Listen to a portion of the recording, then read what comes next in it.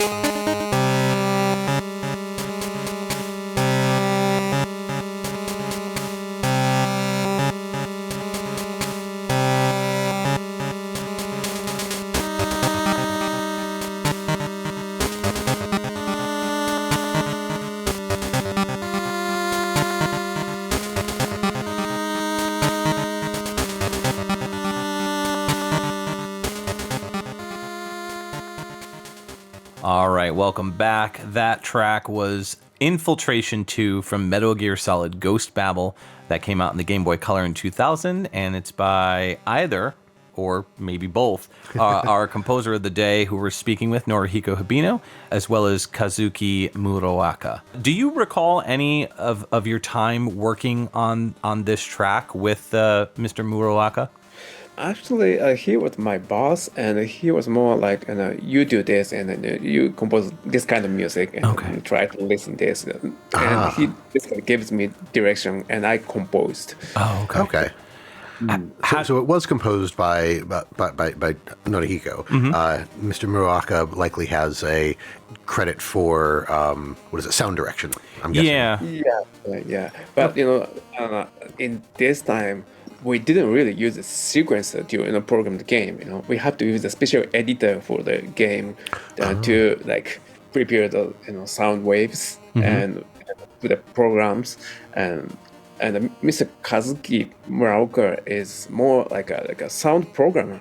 So he's very good at like installing all the sounds and how they incorporate in the game. So it's always a collaboration with him. Gotcha. Which makes sense. A lot of his credits are direction, editing, production. So that makes sense. He did do some composing as well, which we'll get into a little bit more on his credits. What's interesting is that there's a lot of other names on this game that have been credited as composers in the sound unit section, but I couldn't find any information really specifics. Maybe if I rattle off some names like Takashi Honda, Hidenori Miyanaga, Junichiro Tsutsui, and Yoko Matsutani. Do any of those names ring a bell as being composers on this? Because they're labeled as composers in the sound unit. And honestly, I don't really remember any of those things. Yeah. It also mentions that the game was translated by a company called Intac. So maybe they handled sound in some way, shape, or form in terms of converting like localization or something. Yeah, maybe. Yeah. I'm not sure. I was very confused looking up the composers on this. I was like, wait a minute, but yeah. So I gotta say, this track really good at building tension. So I have not played the game, but this feels like something that plays in a moment of high tension, or perhaps like in a stealth mission or something. Just aside from kind of like the minimalism of it, there's a lot of really good dissonance that's played for that tension, and there's a lot of ways to build tension with music, and I think you did really well using a couple different methods and kind of building on each other to get that feeling there. What is interesting is we create notes between notes. There's no reverb or delay. I mean, no effect on that. So sneak the space between notes, as much as possible, to put some delay effects by adding very like soft, dynamics of the repeating melody. It's like big, small, and it's almost like an echo. Yeah, right. So we add a lot of spaces and a lot of notes, and we don't actually hear that like a melody, but it's just an echo.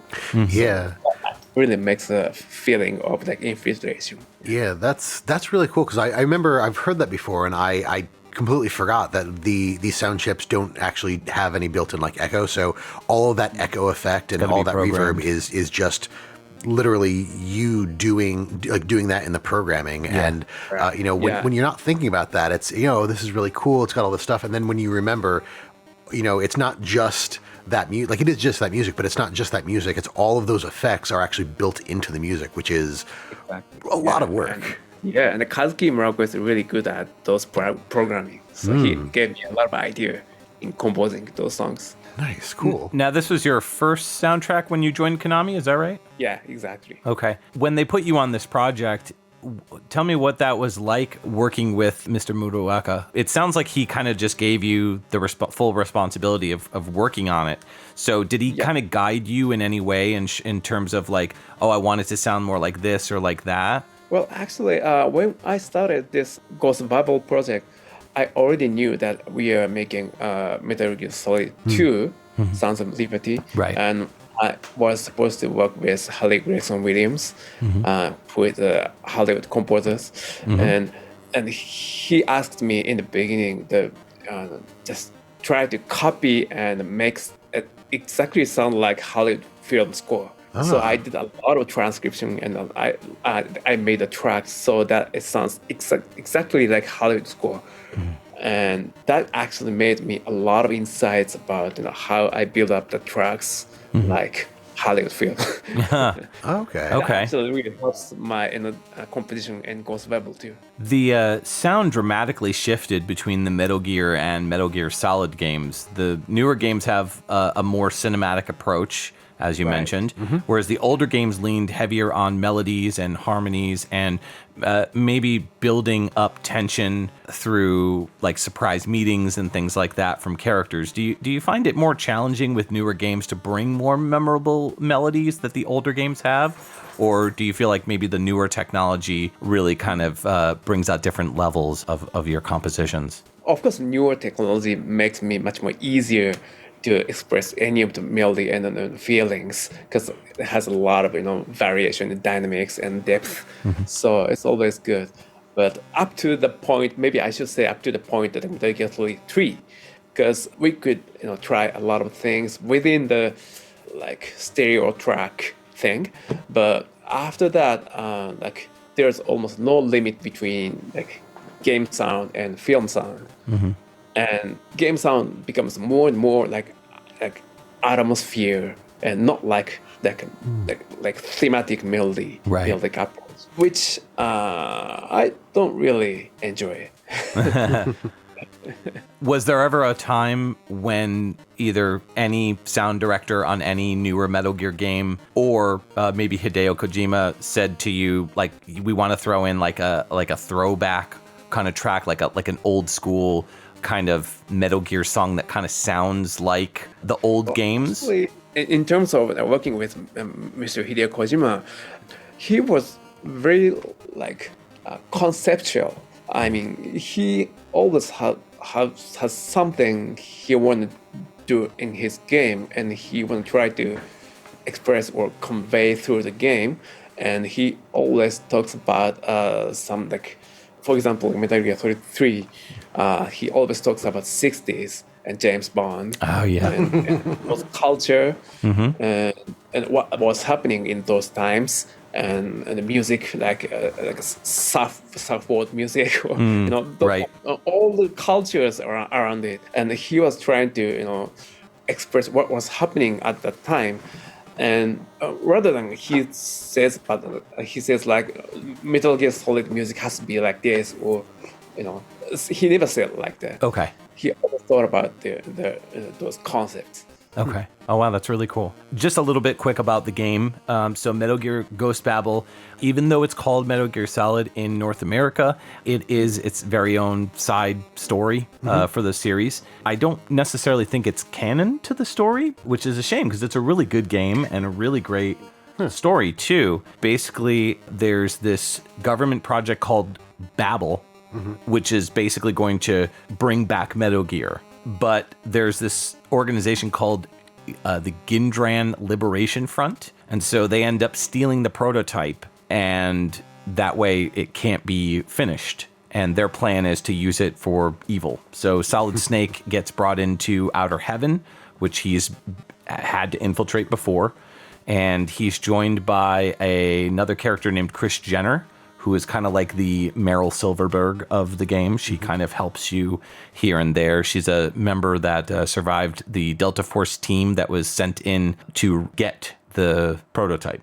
So as far as I can tell. So yeah, it's been a really long time since I played this game, so I'm a little fuzzy on the story details and everything, but I do remember playing this game. It's a great game. If you like the old Metal Gear games, like the old like top-down style, you'll really like this one because it's a nice throwback to that. So yeah. And a lot of the music sounds very similar to this in terms of like that building style. Yeah. I really like the sustained notes that kind of hold throughout. And then the little almost like tiptoe sounds, which are it builds on that sneaky atmosphere that Metal Gear is known for. So as far as staying true to the Metal Gear sound, it definitely does. Yeah, 100%. Kazuki Murawaka, as we said before, we've talked about him before in the past. His first game was Rock'n' Rage in 1986, which was an arcade game he did sound effects for. And then he also did the sound editing on Contra, the arcade version. He's worked on games like the original Metal Gear, where he did sound effects for the NES version.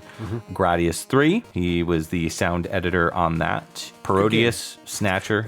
Yeah, I know you're a big Gradius 3 guy. Lethal Enforcers on the Sega CD. He's done a bunch of stuff. Metal Gear Solid, of course, he did sound on, and then he worked on some Beatmania and Guitar Freak stuff before moving on to work directly more with Hideo Kojima's team. Metal Gear Solid 2, Sons of Liberty. A lot of the games that Mr. Hibino worked on were overseen by Mr. Murawaka. So his latest game, just to kind of jump way ahead, that he's credited for is mostly supervisor roles like Zone of the Enders, The Second Runner, Mars, which was the, I think, the re-release of the Zone of the Enders Second Runner. I believe so. Yeah, because it got like a port. Yeah. And that's on Windows. Before that, though, sound direction on Metal Gear Solid 5 Ground Zeroes.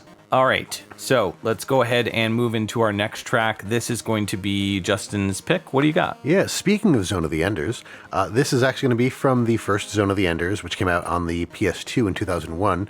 The track is just called You Need This Done to You, and was composed by Mr. Norihiko Hibino.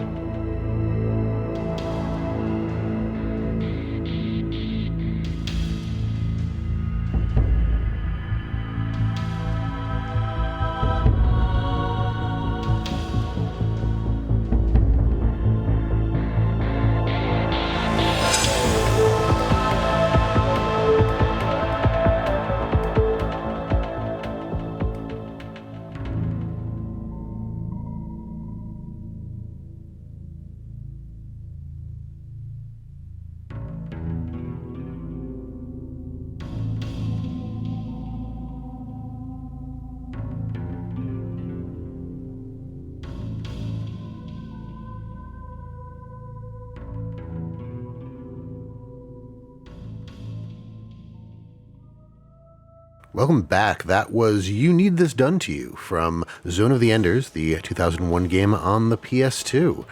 I gotta say, so following up your tension building track with another one that kind of starts out with some tension building, but for the about 2 minutes that this track goes, it kind of goes on a bit of a journey because it starts in this really kind of tense place, and then that piano comes in and it kind of softens it up a bit, and you get this kind of like nice melody, and it slows where we almost think it's gonna end, and then you get this kind of guitar that comes in and just kind of takes us off to the end. Speaking of Zone of the Enders, I played this game when it came out. I was in college at the time, and I remember enjoying it. And this is a series that I haven't gone back to, and I really need to, because I mean, aside from being like a fan of like Gundams and a lot of mecha stuff, Zone of the Enders is in that same realm. Like you're piloting these, they call them orbital frames, but they're mecha, and there's a lot of like outer space fights and stuff like that. and it's a lot of fun. But the music throughout the game is just phenomenal. It's very like atmospheric. The music of whatever's going on like very, very much fits the situation, whether you're in a cutscene, discovering new crazy things that are happening, or you're fighting and there's like high tension. But yeah, I picked this one just because of the fact that it goes on this journey. Like it's not just a one-stop shop track. It starts out in this one place and it ends in a totally different arena. Yeah, and that's always the best type of journey that a song can take you through. I think so. Yeah. So do you remember much about the compositions for this game? Like what? Oh yeah, actually, excellent. especially for this track, I remember very much when I was composing this one. Oh. And because of the memory limitations of the software, we cannot have long polygon demo. It has to be kind of shorter as much as possible. And if it's film, maybe we tell the same story in maybe 7 or 8 minutes, but in the Dawn of the Enders, in this section, we have to tell this story in 2 minutes, which is very condensed. So we start out from like a very like high tension, and then some dramatic moment, and moving very fast. And human feelings cannot change that fast. So music has to drive that. So that was really a challenging to me. So that was my kind of memory, and I remember that, and I really had a hard time to work with those feeling change. Yeah, I think you did them very well. Like it doesn't feel stilted. It doesn't feel like there's like a hard cut from one to the other. Like it feels like it flows very naturally. So again, I thought you did really well on that. But I'm surprised. I didn't realize like the 2-minute duration of the song was actually a hard limit set by the people making the game. They were like, you have to make a song that fits in this 2-minute slot. Wow. That's right. Wow. That's crazy. Yeah. I mean, first of all, good job. You did really well to fill that time.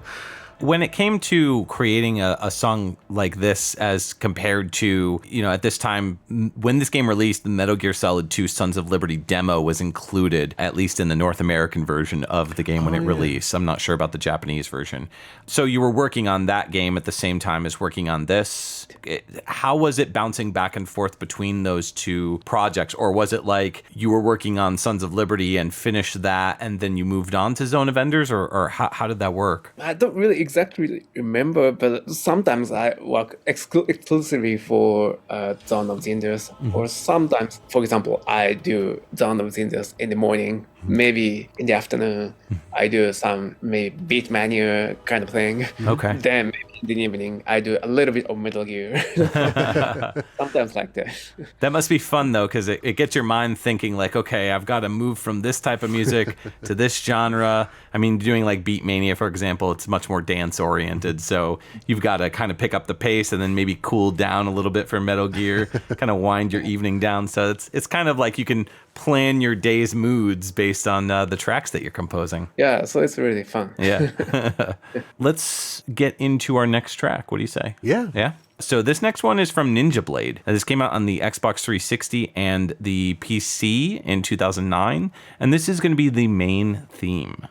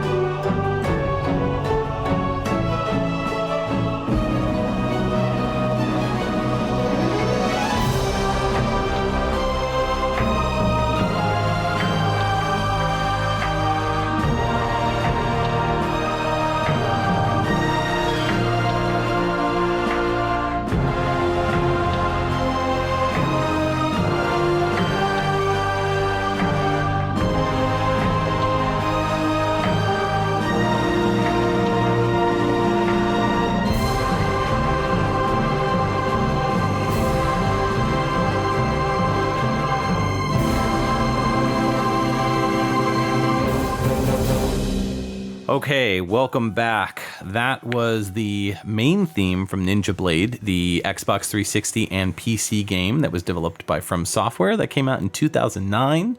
And again, by our composer who we're talking to right now, Norihiko Hibino. Man, that took me, talk about taking you on a journey. That definitely took me on a journey, and I love the mixture of the jazz elements with the saxophone, along with the more Eastern influence with like it sounded like a pan flute and potentially a shamisen. Oh yeah, it's koto and shakuhachi. Okay. Oh, okay. Well, how does that instrument differ? Because they sound kind of similar. Like very much like wind blowing. Feeling that is actually shakuhachi, and I created all programming music first. Then I let the shakuhachi player just listen to it and just play just as he like. Oh wow! Okay. And I just cut the shakuhachi section and and copy and paste. It's an orchestral song with mixed in with a lot of like electronic elements too. I really like those very like staticky drums. Almost sounds like crunchy staticky. I wrote down. It reminds me of like industrial style drums. Like in that like that first like half quarter. Yeah. Like, I really like the incorporation of that because there's so much here that is very like live instruments, like you said, the shakuhachi and the saxophone that's in there. There's a lot of that, and then to mix that with those, like what Mike was saying, the electronic elements was very cool, especially on a game like this. Yeah. Oh, thank you. From what I understand, this game was created to be kind of that like Hollywood style game, the Hollywood action films of our time. So Ninja Blade kind of echoes a lot of that. The gameplay in and of itself is similar to games like Devil May Cry, maybe a little bit of Ninja Gaiden, but like the newer Ninja Gaiden games, but mixed in with like a lot of quick time events. And there's about 9 levels in this game, but the levels themselves are pretty long. The story in and of itself is about this hookworm that's called like an alpha worm, and it's like some sort of like a worm parasite virus sort of thing, and it basically gets out and starts infecting people and turning them into monsters. The hero of this game, his name is Ken Ogawa, and so he's sent in with a team that ends up betraying him. It's kind of like a revenge story, but his father was also part of that team, so it's like maybe being loyal to your father as well. It's like an interesting story in and of itself, but it definitely echoes a lot of action movies from around that time, but also back in the day too. So it's pretty cool. I think I played the demo for this when it came out, but I didn't actually play the game in and of itself. But I really like the direction that you took the music in this. How did you come to work with From Software? Because you were also still working with Konami doing games for them. So were you considered a free agent at that point, or were you like... Yeah. I started out my own company in 2005. And after that, I had my team of composers, and basically, I made some contract with any companies that they want to work with us. And the Ninja Blade is one of the projects that the producer really trusts us. And basically, they were like, just you do whatever you like. and it was one of the most enjoyable projects in my lifetime. Oh wow. Yeah, hopefully the game would sell more, but the sales was not really good, but the soundtrack, I think soundtrack was really strong. Most of the other tracks sound very similar to this, but this was such a great way to showcase all of the styles that were presented throughout the soundtrack. So it's not just you get a small sample of everything that's kind of buried in there, but I thought that the main theme really showcased it very well. So I don't exactly remember each track, but the way we create track is like that. We had 3 other composers, and total 4 composers, and I created the main theme, and some guy creates the basic track of the for example, like a rhythm section, and some other guys who is really good at the orchestra who creates the backgrounds, and some other guys create some cinematic thing. It's like a collaboration of music. and it really works well, and it really helps out like building the team. Yeah, it's kind of very unique because usually one composer composes one song, right? But for this project, one song was created by different composers, so it was very unique. All right, let's get into our next track. What do you got, Justin? All right, so my second pick here is going to be from Metal Gear Solid 3 Snake Eater. This came out on the PS2 in 2004, and the track is titled simply The Pain.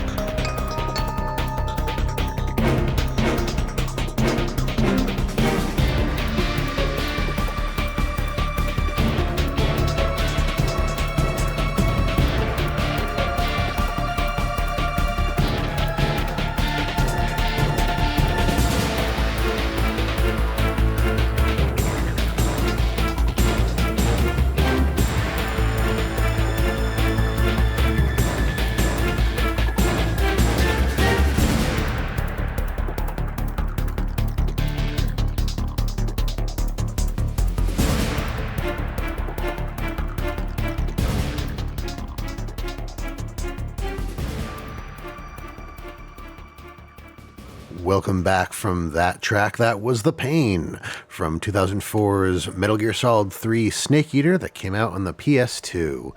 The stealth games were never really big just in my collection or in what I played. But I am aware that this is like one of the greatest games of all time. Oh, yeah. Like literally been voted over and over. And I've heard so many people rave about how good this game is. And maybe someday I'll actually check it out. But for now, I'm really just enjoying the soundtrack. I grabbed the soundtrack when I was doing research for this episode. And It's a fantastic. Like if the game is half as good as the soundtrack, then it is. I'd imagine it's great. It's so good. The driving bass line throughout this one just kind of keeps the tension right there. Like this feels like this feels like a stealth mission of some sort. I think the entire game is technically a stealth mission. You're fighting a boss named the Pain. Oh, this is a boss fight. Yeah, I believe that this takes place during the fight with the Pain. The Pain is wearing this like sort of Sub-Zero style or Scorpion style mask, but it's like all black, so like a ski mask kind of. And he's got like a bright yellow, almost like a life preserver jacket on, sort of, but it's like a vest. And he controls bees. Okay. And his face is all messed up from the bees, from the bee stings. He's got some other powers as well. But yeah, this game you're taking the role of Naked Snake, who is Solid Snake's dad. Yeah, because this takes place in clone. This is a prequel to even the original Metal Gear. Solid Snake is the clone. It takes place in the Soviet jungle in 1964, if I remember. Yes, and it is basically this Naked Snake is sent by the CIA to get back a special scientist named Nikolai Sokolov.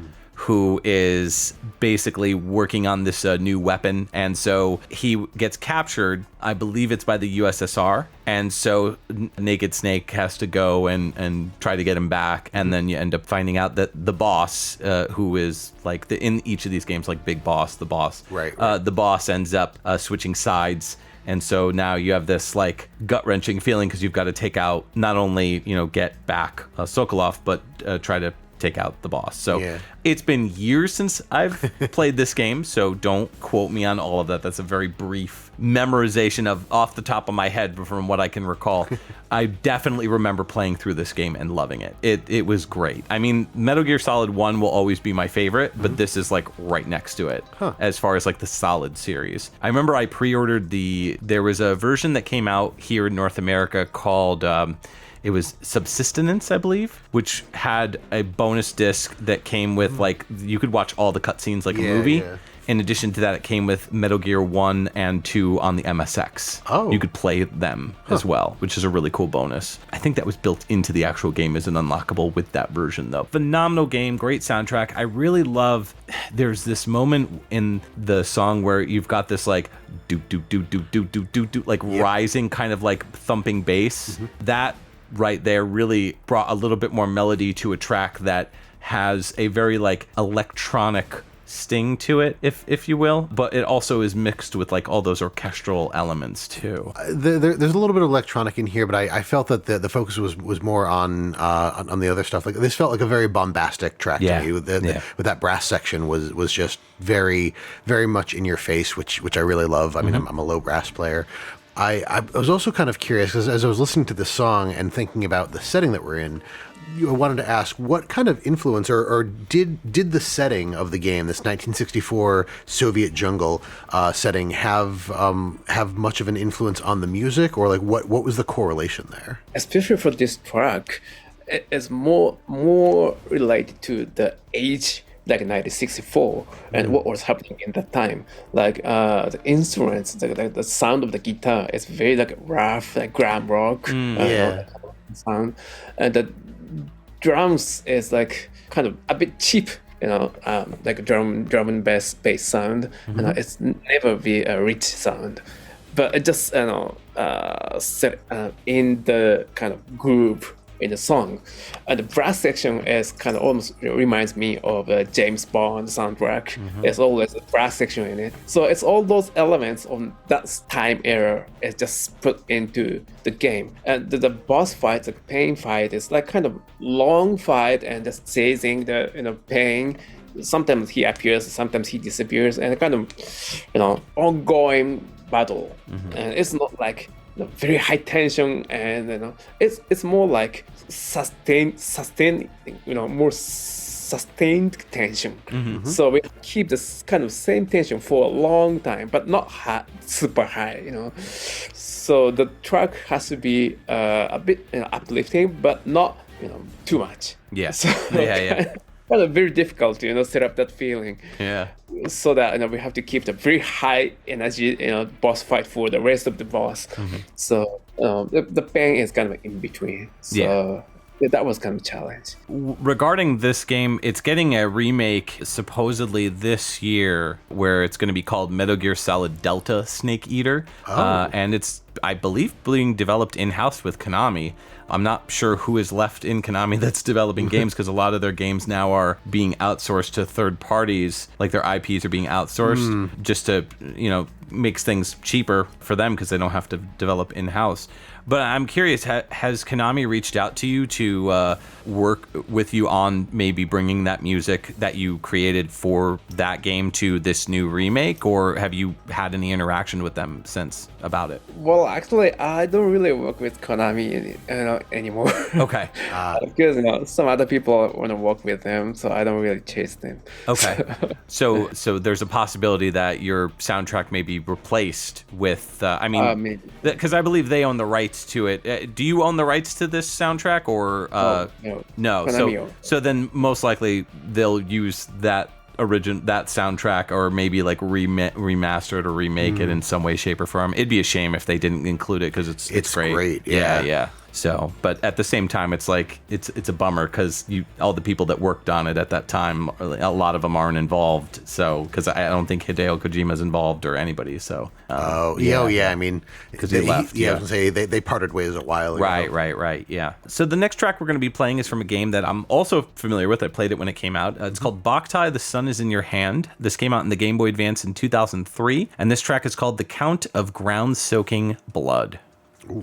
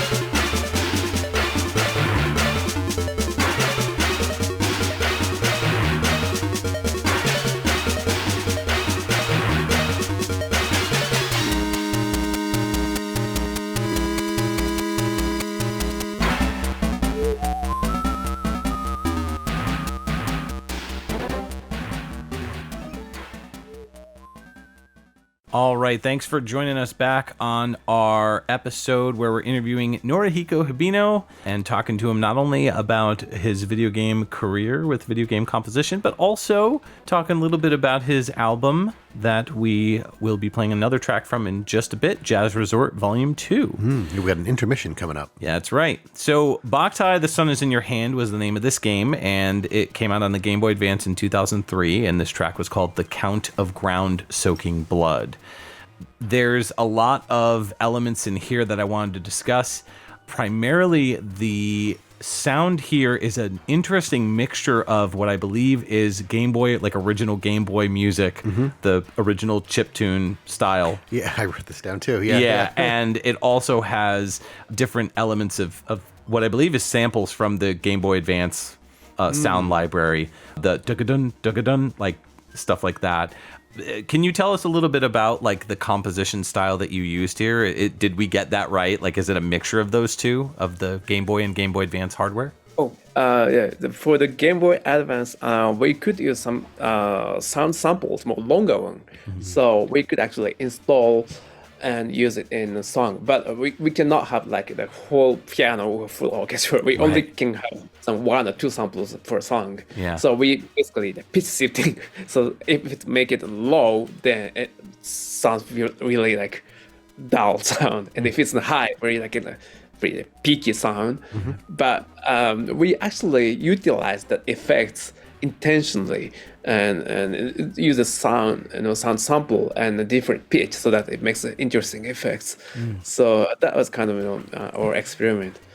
And then this time I had my fellow who is converting all my sequencing MIDI file into the game. So I only composed this song after song because I was really busy at the time in 2003. And I remember I composed like 12 songs per day for Boktai. And my fellow just kept converting into the game. So it was a busy time. Yeah, I really like the mix of those different elements that kind of create this track, which it's got some interesting kind of sneaky elements that may sound similar to like Metal Gear, but also has some Castlevania elements to it as well, especially with the melody, which is funny because the game itself, you're playing as a character named Django the Vampire Hunter.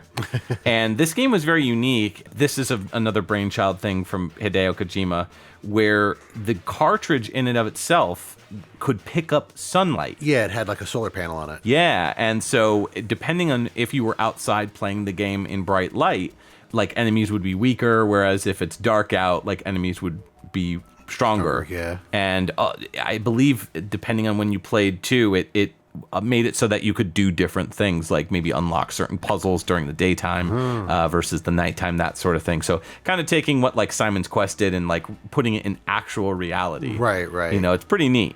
I only played the first game for this, but I thought it was a pretty interesting game. It's like an isometric platformer style. I know we featured some tracks, or at least one track from this game on the show previously. Yes, because I remember we were talking about that cartridge because it's really cool. Yeah, I really liked in this track So I wrote down whistling, like the whistling effect, then just as we were coming out of it, I was like, oh, I wonder, is that meant to be a theremin or is that meant to be whistling? Oh, I could see a theremin. Because it does kind of sound like a theremin. Is it supposed to be a theremin? I think it's whistling. Oh, it is whistling. Okay. Oh, okay. So my first instinct was correct. I was second guessing myself. I really like that because I feel like I don't really hear that a lot in VGM, like unless it's a track that is specifically a character whistling. Like I think Wild Arms has some like whistling tracks, and Mega Man 3 technically. yeah. The whistling that was put in there and kind of like worked into the rest of the song really stood out to me. So I really like that. And then those stabs, I didn't notice them at first. I just because there's a lot of sound in them, and they're really cool. Like usually you get stabs that are like orchestral stabs, and it's like horns or something.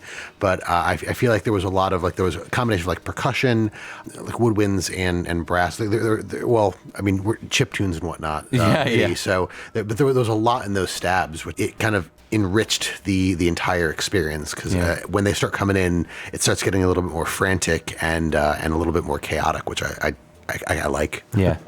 Regarding the older chiptune-based games, like, for example, Ghost Babel or Boktai or the sequel or any of those type of games that were based on, like, the Game Boy, for example, what were some of the challenges that you faced when creating those types of soundtracks as compared to, like, maybe some newer soundtracks? Oh, like I said, for those Game Boy thing, I always keep in mind that there's a limitation of notes. I can only use certain number of notes at the same time. So always sneaking, it's a choice of if it's a melody or if it's a background or if it's a echo track. It's always sneaking and chasing.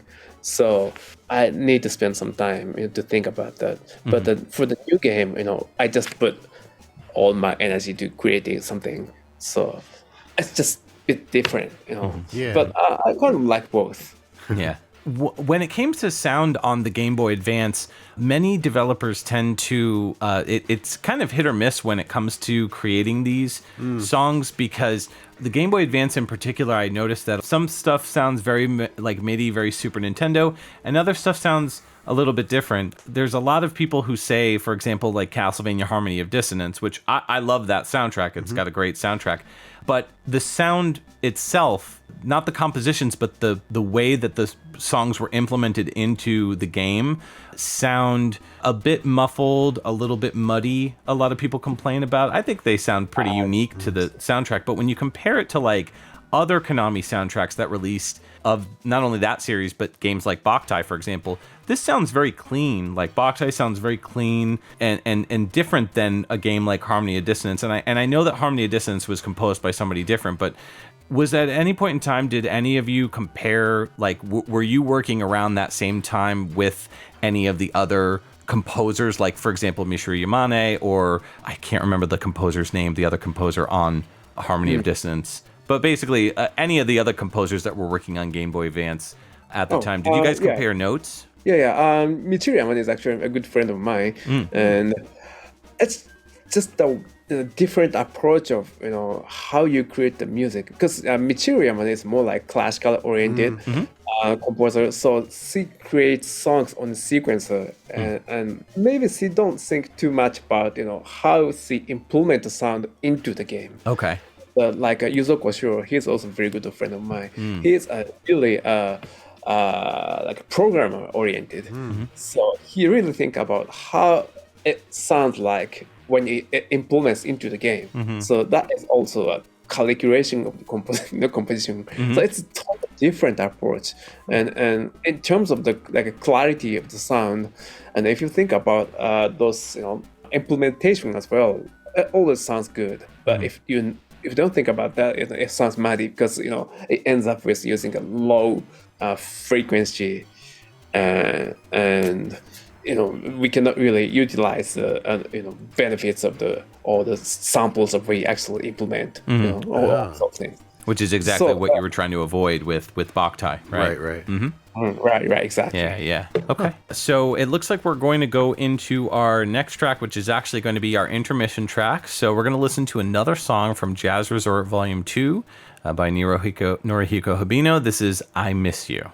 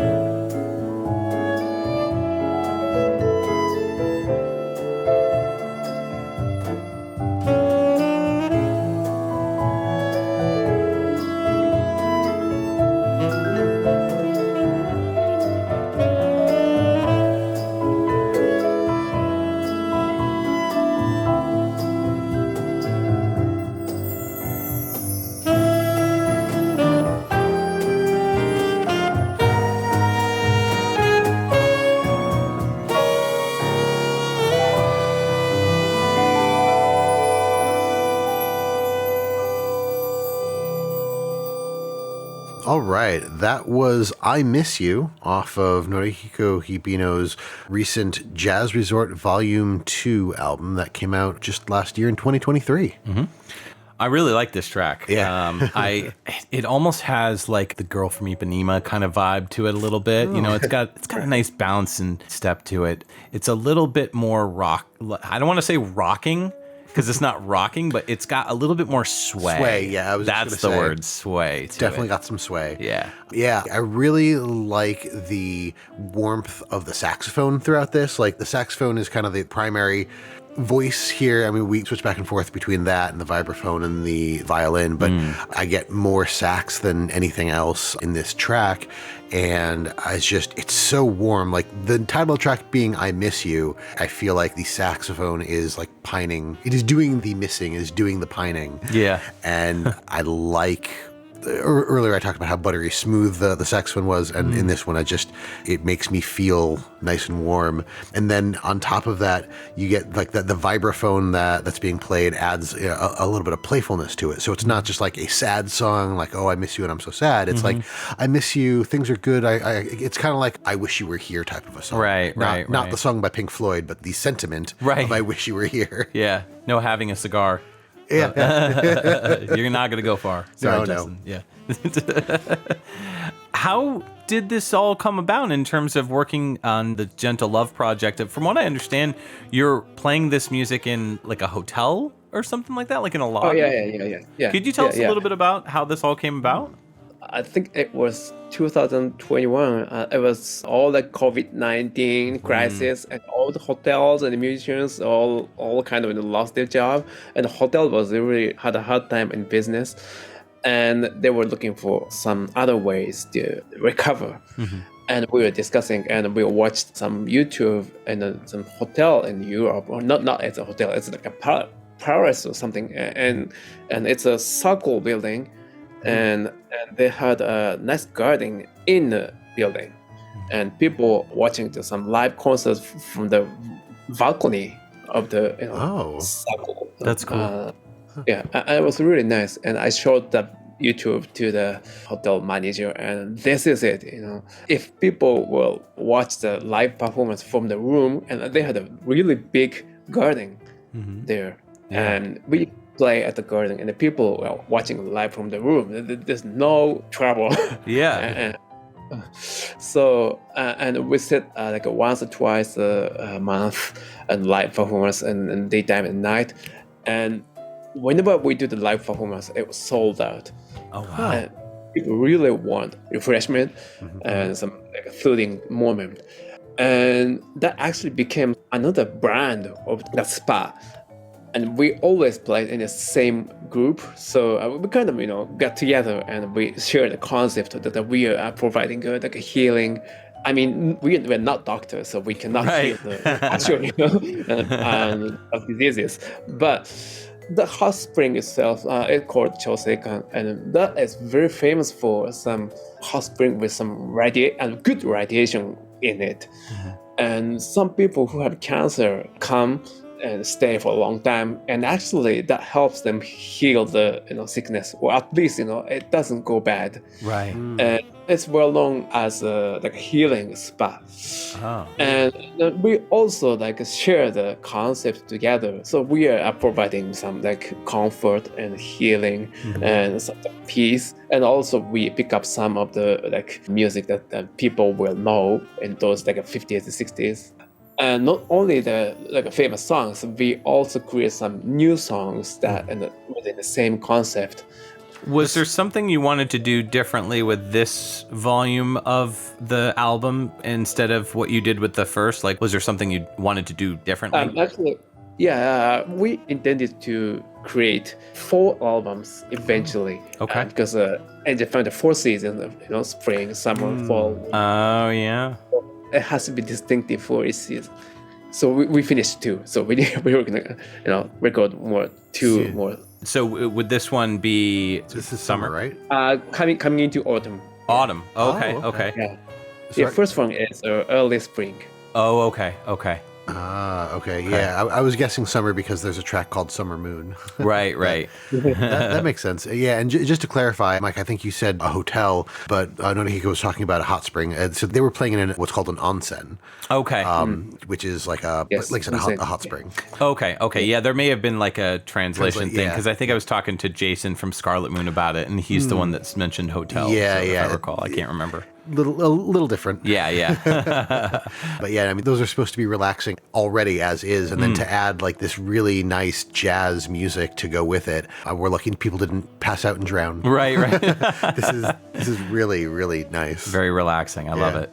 Let's get into our next game song, which is your next pick. Oh, it is. So we are next going to listen to a track from a game called Shinobi. This was a 2011 release on the 3DS, and the track is going to be Shadow Master.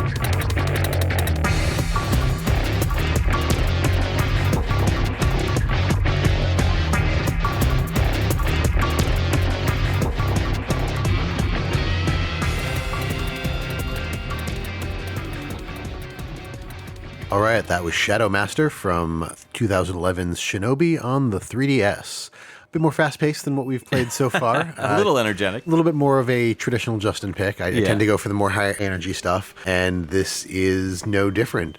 I think the first question that I actually have here is, since we talked about this instrument previously, is this another instance of using a shakuhachi flute? Yeah, just a little bit of shakuhachi flute, but not as it is, and I do a lot of pitch change. Also, I'm playing some guitar, rock guitar. Oh, yeah. No, absolutely. I just know there was some quality similarities on the flute. There wasn't as much like breathiness, so I wasn't sure if this was a traditional flute, a shakuhachi. I mean, there's a million types of flutes, so it's just, I wasn't sure if this was kind of, in my mind, a callback to that other track, or if this was something different. But I like the mix of the flute and the guitar and like a lot of the electronic stuff. So you've got, that kind of traditional sound in the flute, and then all of this really fast pace and a little bit grungy electronic stuff going on, which is just kind of classically in my wheelhouse of things that I enjoy. Oh, thank you. Yeah. This reminded me a lot of like Dreamcast era Sega. Something like out of Crazy Taxi. I know that was all licensed music, but that kind of sound, that extreme kind of edginess. Sonic 2, like some of the Sonic, not Sonic the Hedgehog 2, but like Sonic Adventure 2. Yes. Like that kind of more guitar-driven era that Sega's pretty well known for. Was there any kind of sound direction from Sega or anybody that you were working on this with in terms of like, we want it to sound like this? Not really. It was almost like, and just you do as you like. Yeah. kind of. That's awesome, though. And they really liked my first shot, and it was easy. It's interesting. The Shinobi series has been through a lot of ups and downs in terms of music. And when I say ups and downs, I don't mean like negative downs, so to speak. Oh, yeah. The series started off with like Yuzo Koshiro doing the original soundtracks, like the first few. But then also there were a lot more like jazz elements that were kind of brought in for like Shadow Dancer, for example. And then it kind of bounced back to this more like frenetic kind of techno guitar stuff that kind of came about through like the Shinobi PS2 game, which is kind of like a rebirth of the franchise, so to speak. So it's cool to hear something that both fits with what Sega was doing around that time and around of that era, but also hearing it through the 3DS. I mean, this is really clear and crisp for a 3DS track. How did you implement this into the 3DS? Like, obviously it didn't sound like anything chiptune based or anything like that. What was done to create this soundtrack? Was it all live instruments? Yeah, in terms of technology, we can do anything we want. It's just a streaming track, so it's the same process as creating music for PS3 or Xbox. Okay. But the main difference is the speaker. Some people play with a handheld game, and from the very, very tiny speaker, which can only play above 500 hertz, and beyond that, it may not hear. Get staticky. That is something we have to keep in mind when we use the instruments. So I intentionally use the instruments that consist the song above the 500 hertz, and even if we add a low cut with the whole soundtrack, it still makes sense. So that is main thing I always keep in mind when I created those handheld game soundtrack. That's good to mention, too, or good to think about when you're doing stuff like that. Because, I mean, if you're composing something for a fully fledged console like the Xbox 360 or the PS3 or the PS4, you expect that people are likely, playing this through either TV speakers or like a stereo system, and you have a much more full range of sound that you can go with. But knowing the limitations of the speaker on these handheld consoles and then working within those limitations, it makes sense when you say it out loud, but at the same time, it's something that I don't think, a lot of people really think about or even realize per se, because I wouldn't have guessed that you constrained yourself to any like hertz range just because this sounded phenomenal on its own. Like I until you had said that you had to work within this range, it would not have even dawned on me. So that's really amazing that you get this full deep sound and you've got these limitations that you're working with. That's awesome. Oh, thank you. This Shinobi game, also known as Shinobi 3D, was actually developed by Kryptonite Games, which was a division of Fountain 9, but published by Sega, of course, since it's their IP. It's got some mini games that utilize the touchscreen aspects of the DS, but you're primarily playing like with the standard like buttons. But it's generally the graphics themselves are like 3D rendered, but it's like 2D, so maybe like 2.5D, I'd say. Yeah. Okay. But it takes place during the year 1256. And you are playing as Jiro Musashi. Yes. Who is the father of Joe Musashi, who's the father of... The original game. Yeah, the original game. Hero, so, yeah, he's the father of Joe Musashi, who's the original hero of the Shinobi games. So... Yeah, well, you're also flung 800 years into the future, so you end up in, 2056? So... Yeah. Yeah, which is not that far off. Yeah. That's kind of scary, right? Yeah, I'm not thinking about it. I don't want to think about that, yeah. You might not even make it there. No. As a species. Let's pray we do. Yeah. Oh, man. Let's go into our next track. This is from Boktai 2, Solar Boy Django. And this came out on the Game Boy Advance in 2004, and this track is called Solar Boy Django.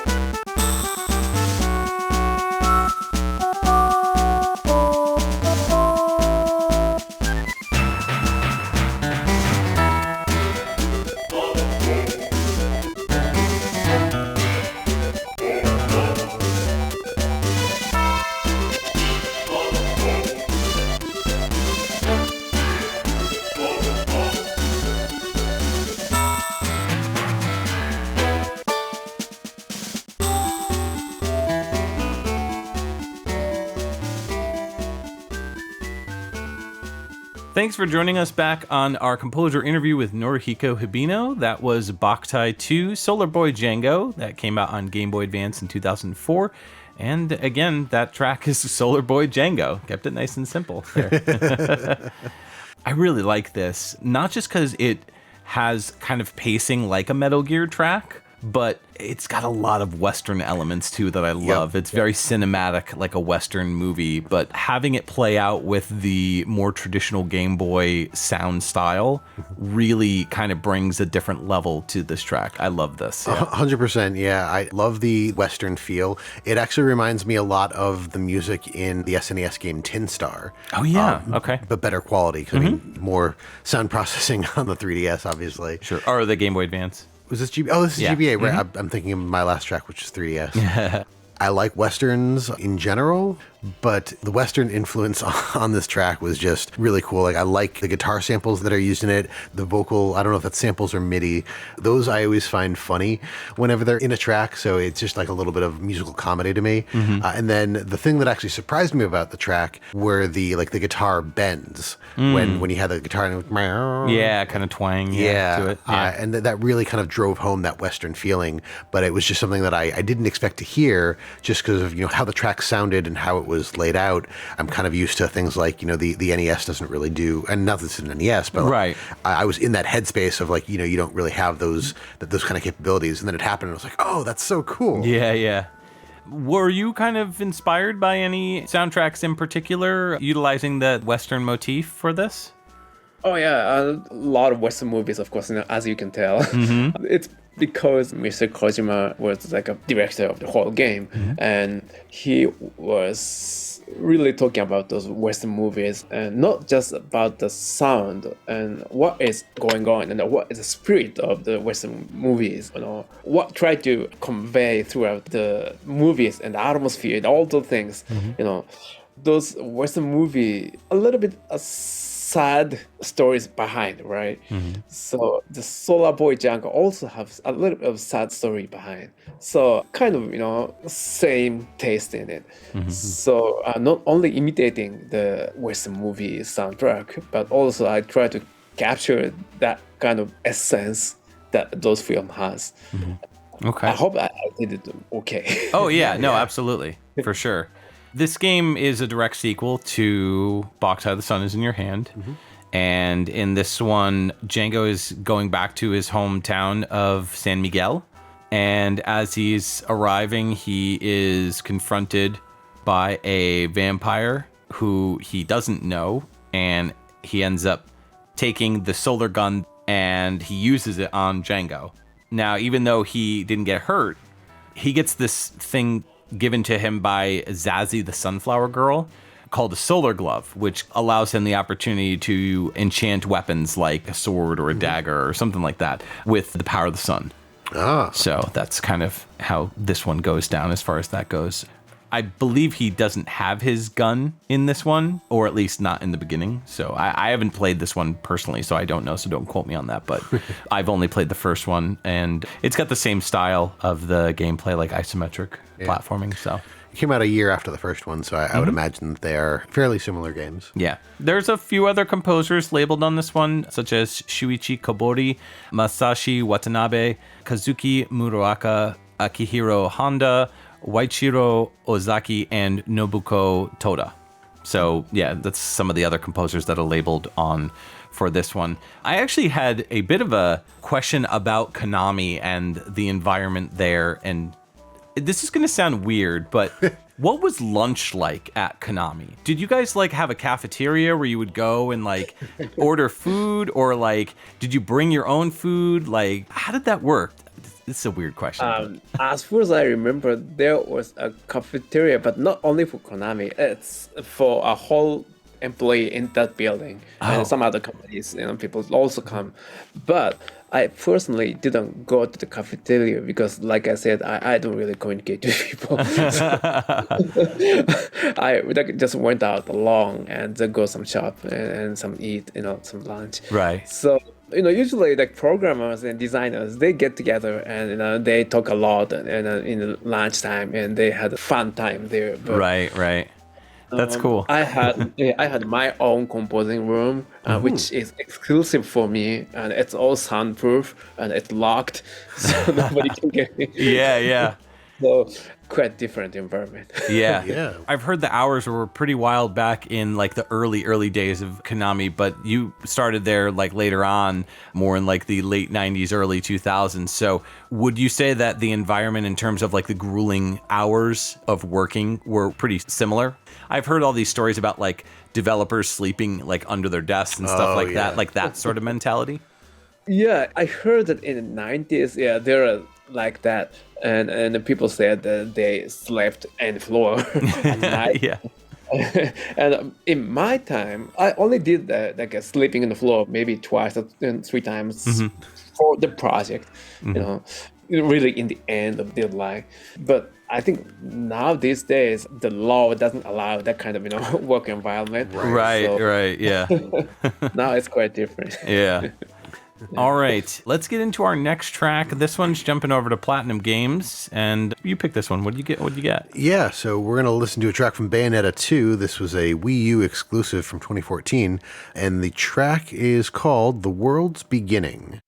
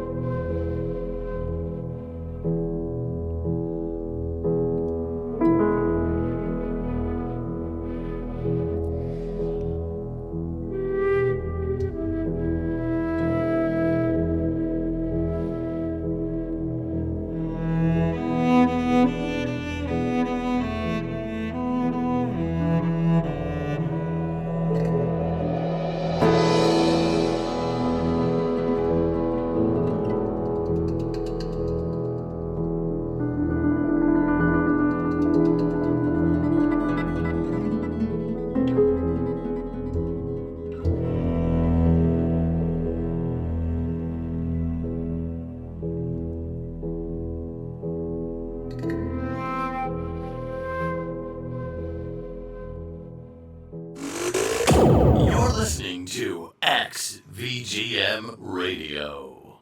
All right, you are back, and that was The World's Beginning from Bayonetta 2, the 2014 Wii U exclusive.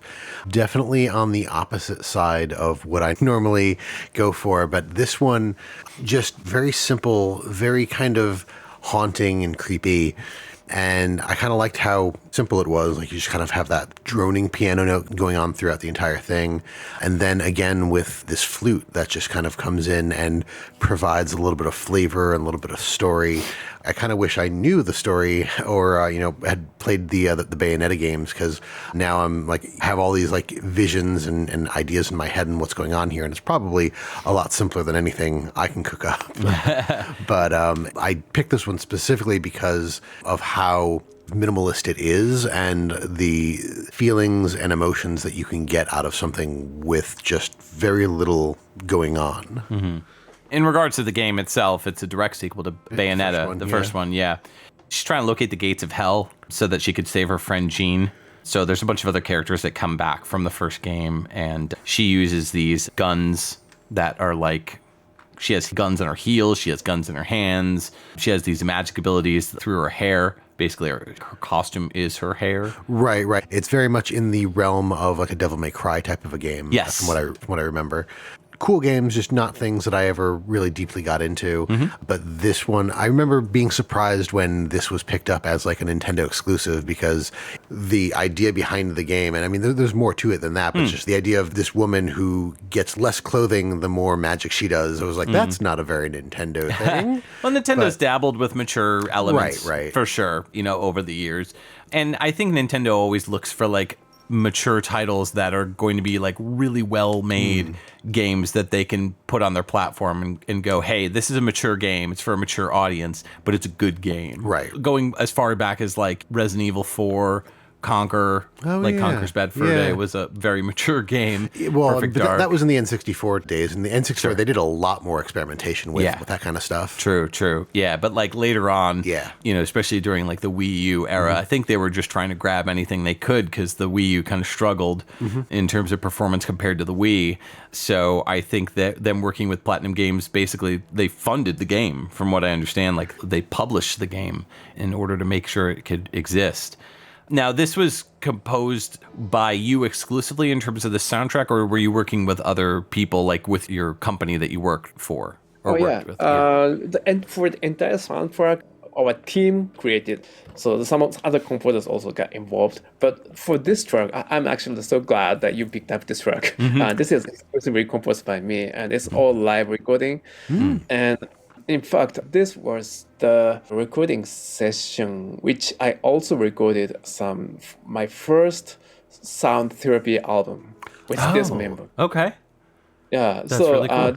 AC and less notes, and that kind of concept was also shared with all my sound therapy album. And when I was planning this recording, I was originally recorded some sound therapy album only, and I didn't think about any of the Bayonetta game. But the project actually was happening, and I thought, I could use this recording session as a part of the Bayonetta opening, which is the rest of the Bayonetta will be very like a speed up and high energy track. Yeah. So I really want to go totally opposite because it's a beginning.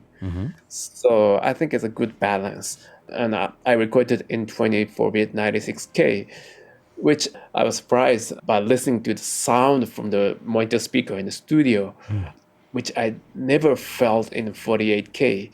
In 96K, it's like the sound really comes into my heart and really like something very important to actually attach to someone's feeling in heart or the more inside.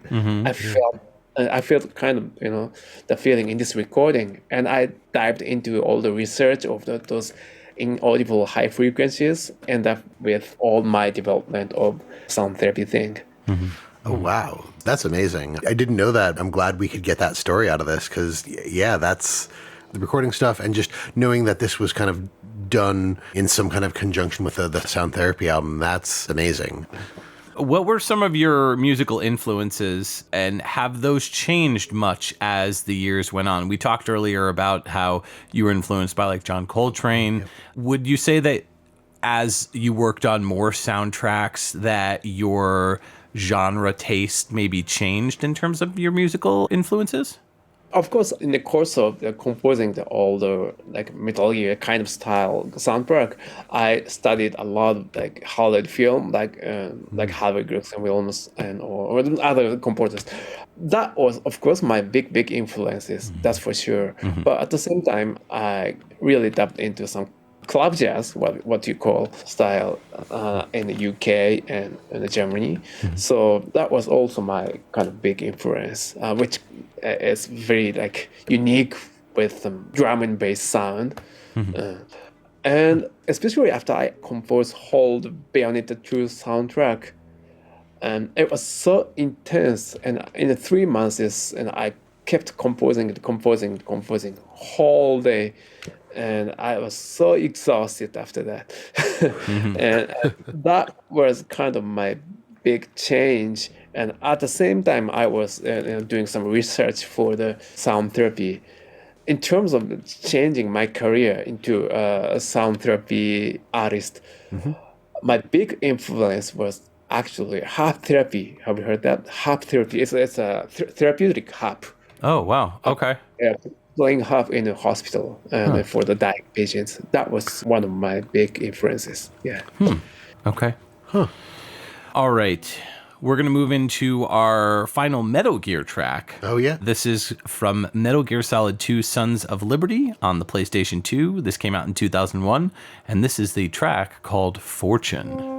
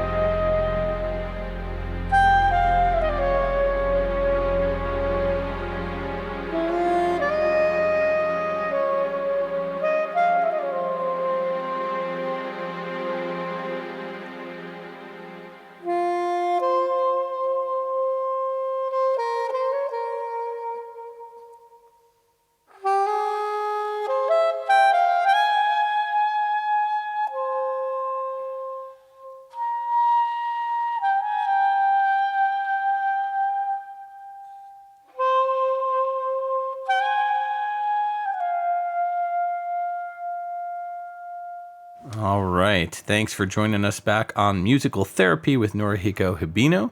That was Metal Gear Solid 2 Sons of Liberty, the PlayStation 2 release that came out in 2001. And that track was called Fortune, based on, of course, the character Fortune, named Helena Dolph Jackson. She's codenamed Lady Luck because bullets just don't hit her. You end up finding out later in the game, or it's noted that she has like psychic abilities. But yes. She had a personal tragedy in her life that caused her to be so lucky, so to speak. So maybe that gave her the ability of psychic. But anyways, really cool. She walks around with like a rail gun. So good times.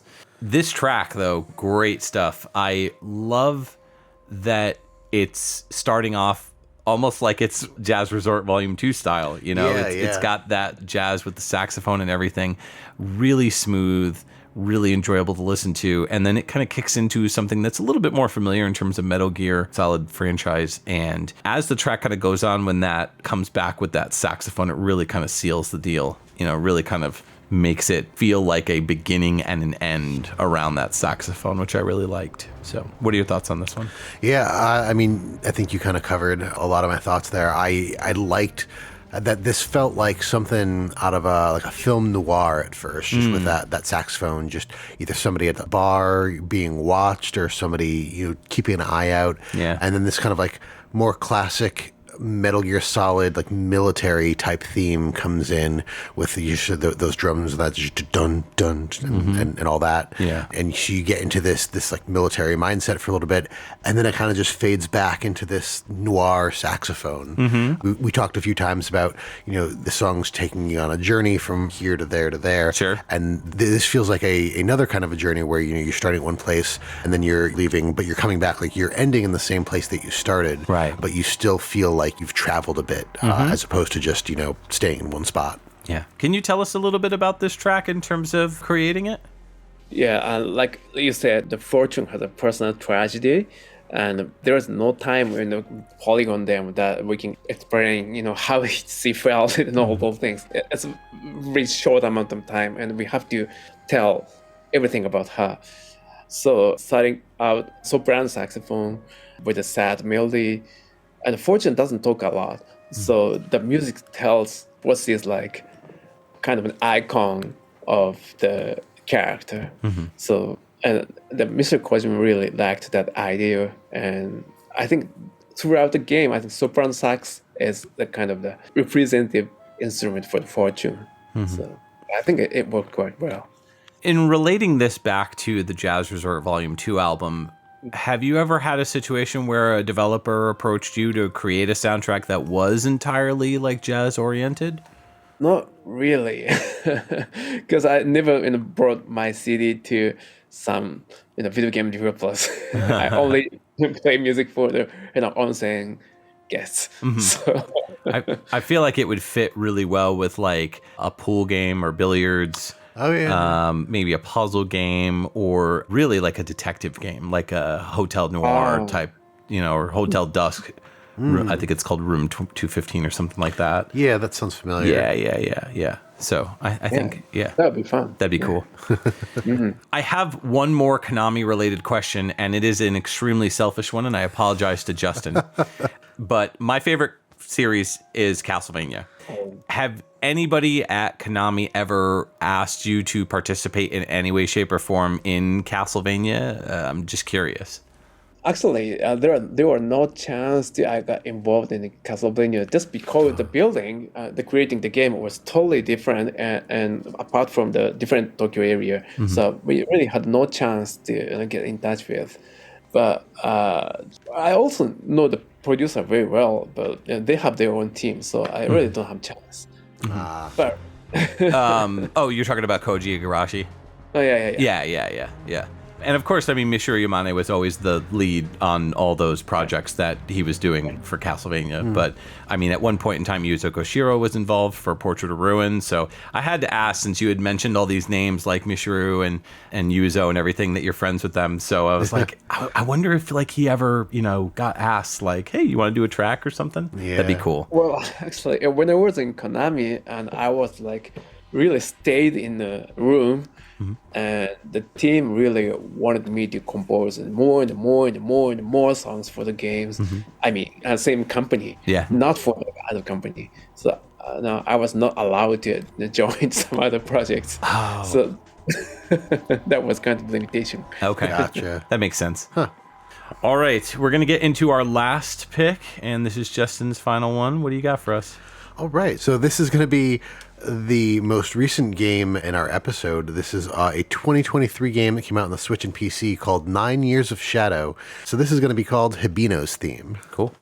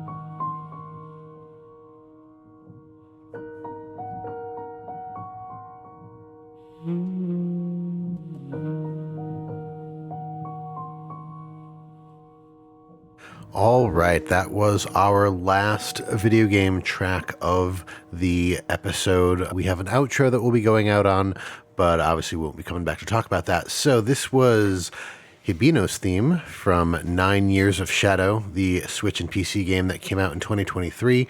The composers on this game, so Miguel Hassan is the primary composer, but guest composers were Norihiko Hibino and Michiru Yamane.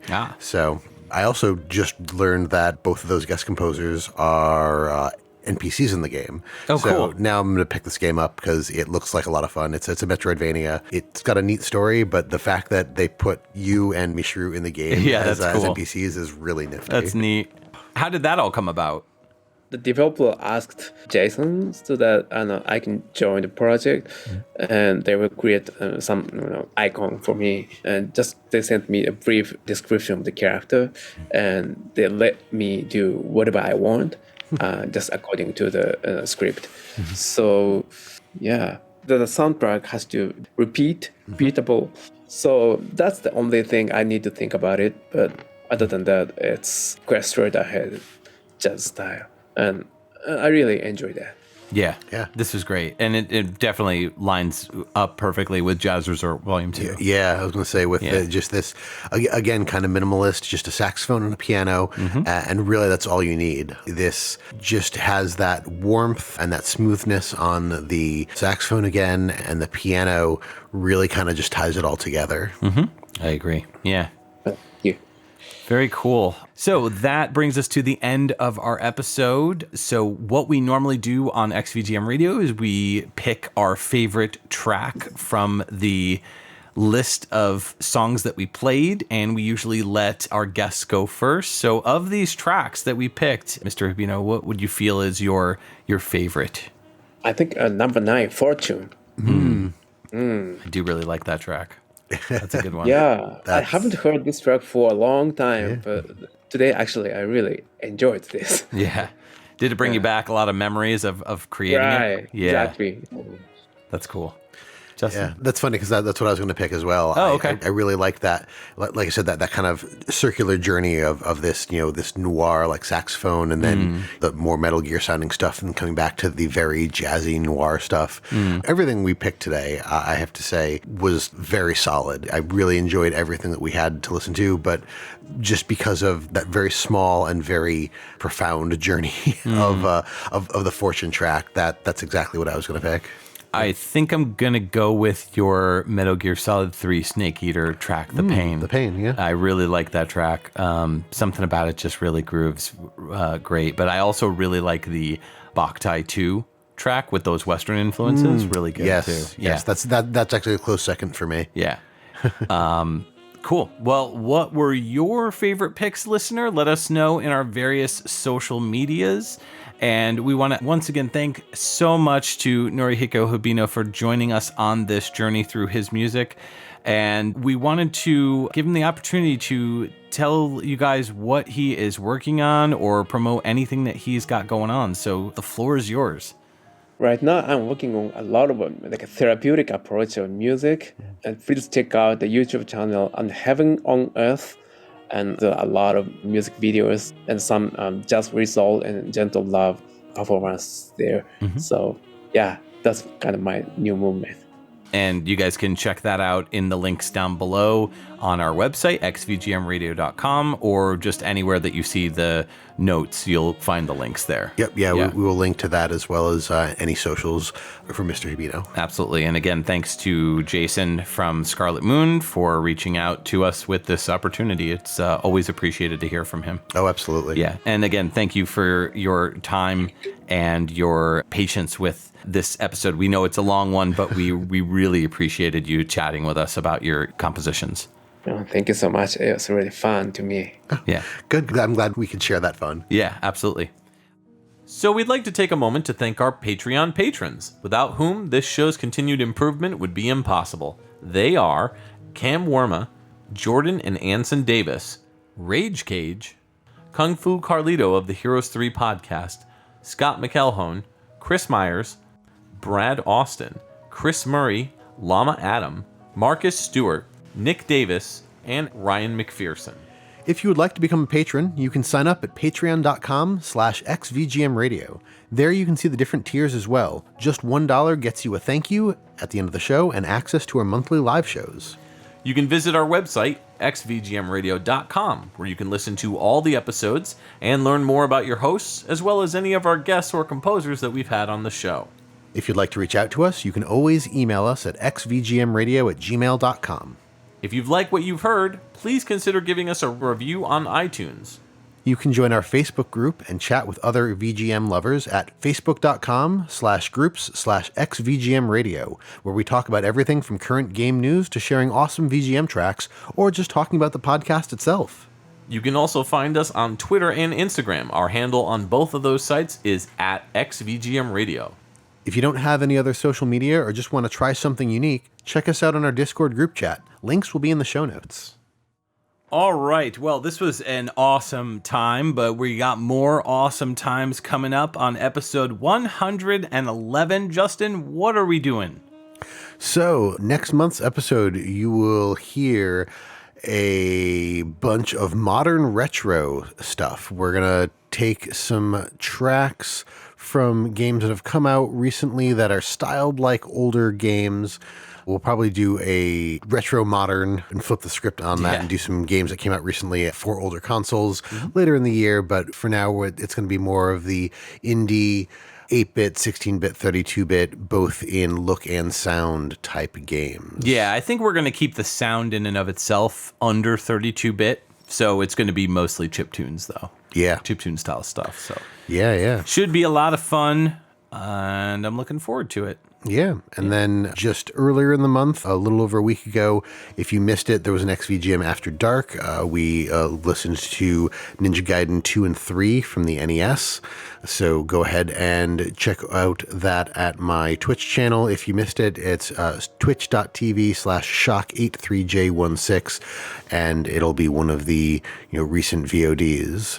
And then coming up at the end of the month, we have our patron live show. So on the 25th, it hasn't happened as of the recording or even the release of this episode yet. Right. 25th is a Sunday. We're going to be doing N64 puzzle games. That's right. Stoked. We got a great setup for you. So come on back down to XVGM Radio. This is Mike And Justin. signing off for XVGM Radio.